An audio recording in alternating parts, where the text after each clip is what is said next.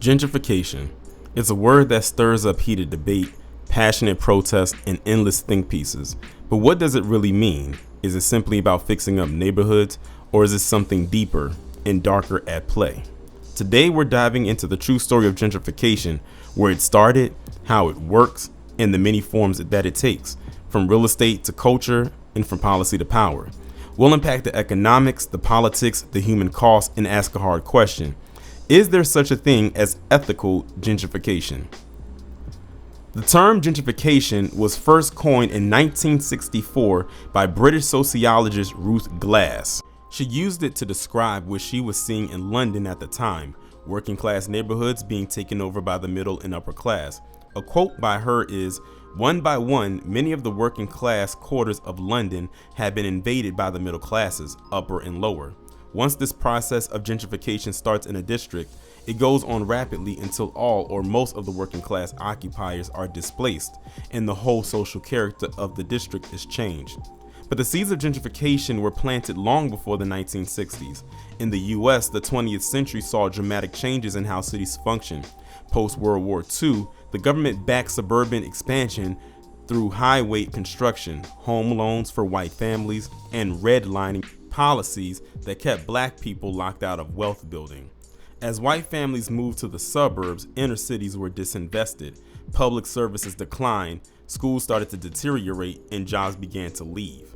But by the 1970s and 80s, something shifted.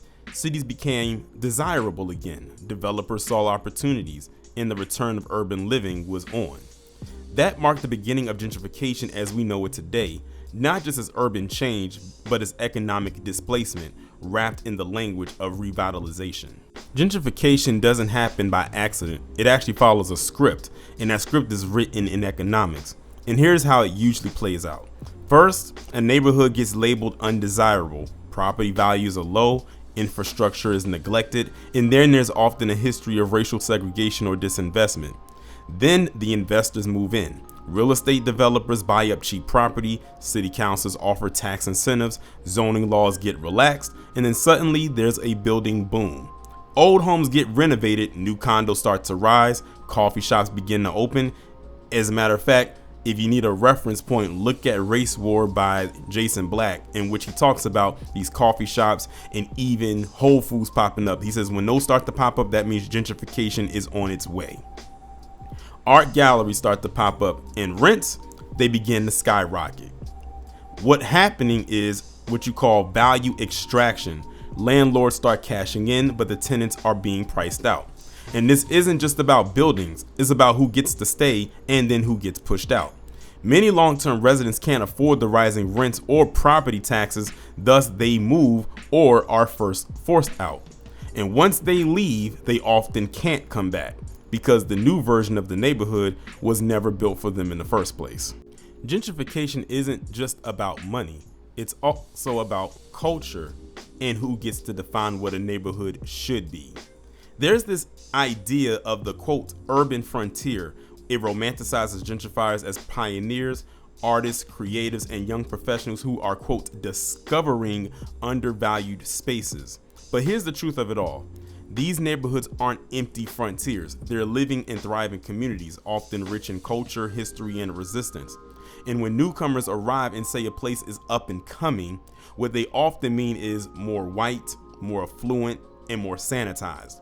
Local food gets replaced by fusion cuisine, murals become Instagram backdrops, black communities are turned into an aesthetic or something that is to be consumed but not preserved. The culture is marketed and then it is stripped of its roots.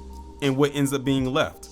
A version of the neighborhood that's polished, profitable, and hollowed out. Gentrification isn't inevitable, it's very much engineered, and government policy plays a major role. Let's talk about something that you've probably heard or a term you may have come across before, urban renewal. In the mid-20th century, cities used eminent domain to bulldoze entire communities, especially black neighborhoods, in the name of quote unquote progress. Highways, sports stadiums, and commercial zones replaced homes. Families ended up becoming scattered. This was gentrification through destruction. Today, it's more subtle, but still very much more powerful. Policies such as tax abatements for developers, or something called TIF, which stands for tax increment financing, business improvement districts or BIDs, and over policing of quote disorderly areas. Look again at what's recently going on in DC.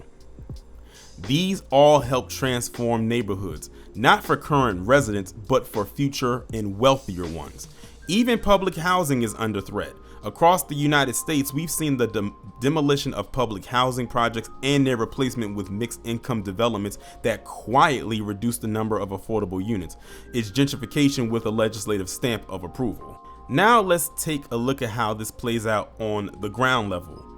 We can start with Harlem in New York City. Once a center for Black culture and resistance, Harlem has seen a flood of luxury condos, Whole Foods, like I mentioned before, and rising rents. The character remains in murals and festivals, but many longtime residents are gone. And also, let me add in there, I remember when the VMAs was in Harlem back, I believe in 2008. And I'm sitting there saying to myself, why did they take the VMAs, the Video Music Awards, out of its origin, which was Radio City Music Hall down there in Times Square in Manhattan? Why did they take it out of there and put it in Harlem? That was the beginning of gentrification right there, because I thought that was just a weird place to have such a big award show at. But that's what stuck out to me when that occurred. Another example would definitely have to be Oakland, California, because after the tech boom in San Francisco, Oakland became the next stop. The end result, rent ended up doubling, homelessness surged, and Black residents were pushed out en masse. And lastly, we got to take a trip across the pond for this one, and that's in London, which ironically is where gentrification began. Council estates such as public housing became demolished in favor of private development. Longtime residents were offered the quote right to return, but often can't because they could not afford the rent prices. The consequences that come from gentrification are very, very deep. Displacement ends up breaking up families and communities. Seniors and low-income families end up facing housing insecurity. Mental health suffers and chronic stress and instability, and homelessness increases vastly. And once a community is gone, you just can't simply rebuild it. And the bonds, the networks, the culture, those things take generations to form. But the crazy part about gentrification is it doesn't take generations to create it. When it's all said and done, gentrification is basically the rewriting of history by destroying one part of culture or location, completely discarding it, making it seem like it didn't exist, and then creating a new one in order to fit the narrative in whichever is being trying to be told at that particular time.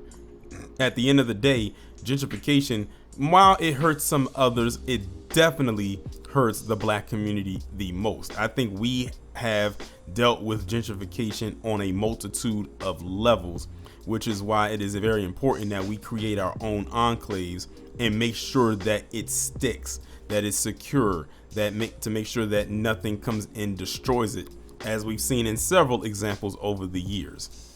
And I truly believe that that can actually be accomplished and done as long as we are all on one accord. Make sure, of course, that we're dealing with people who are on code. That's number one.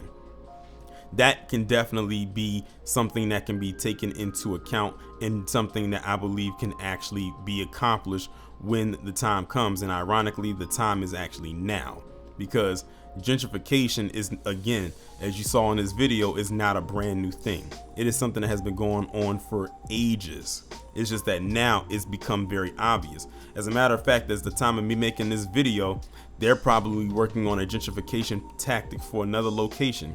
That's the other thing about gentrification. It's not something that just springs up out of nowhere and they say, oh, we're just going to come over here and we're going to take over this area and we're going to push you out. No, this is something that maybe is about 5, 10, 15, 20 plus years in the making before they actually do anything. Like what's going on in DC right now, you can't tell me that was something that they just sprung up and decided to do. Like this was something they had planned for a while, but the way that the plan rolled out, many people would think that it's something that just sprung out of nowhere. That's why I said I believe that whole story was staged, in my opinion, for what they really are trying to accomplish, and this is the way of them going about it, because none of it really makes any sense. But that's the point. You can question its validity and how genuine it is, but at the end of the day, they're still going to make that move anyway without them telling you, oh, this is what it is. But y'all let me know what y'all think about this down in the comments, and I will talk to you in the next one.